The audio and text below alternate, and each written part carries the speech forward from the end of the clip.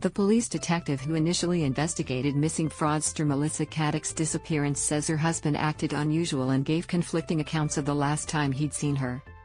Detective Sergeant Michael Kyneur spoke on the second day of the inquest into Caddick's disappearance and presumed death on Tuesday.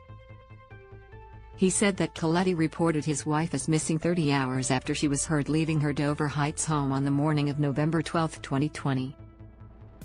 Watch the latest news on Channel 7 or stream for free on 7plus. After he eventually reported her missing, Koletti told police that he'd attended the shoreline of a popular reserve and had taken photographs of shoe prints.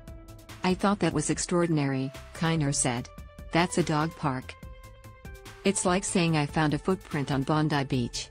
He also said that Koletti acted strangely. "He didn't appear to be overly concerned," he said.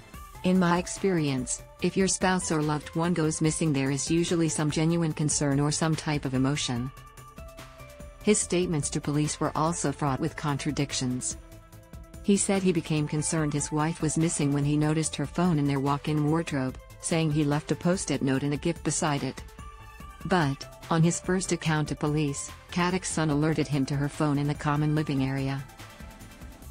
However, Kyneur said it was not a viable proposition that Koletti had murdered his wife. There was no evidence that Ms. Caddick had suffered injury at the hands of Mr. Koletti, Kyneur said. More likely, he said, was that she had either taken her own life due to financial pressures or had gone to ground. When she was reported missing, police deemed her risk assessment as being high. This would suggest that she was either met with foul play or took her own life in the face of pending prosecution. Only hours before she left her home, the living room was filled with Australian Federal Police and ASIC investigators probing a Ponzi scheme.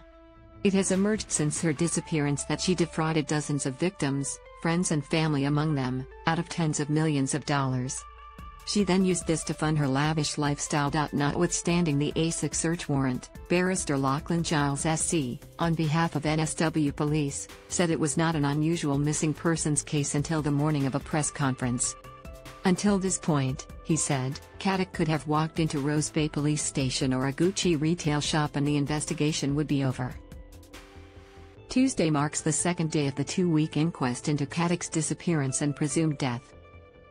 It has so far examined Koletti's statements given to police, her mindset upon being probed by the corporate watchdog and the only remains to be found, her foot.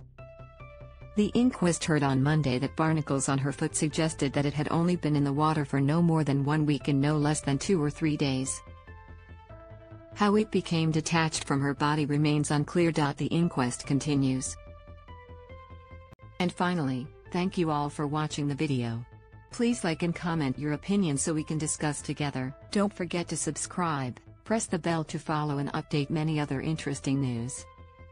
See you in the next videos. Goodbye.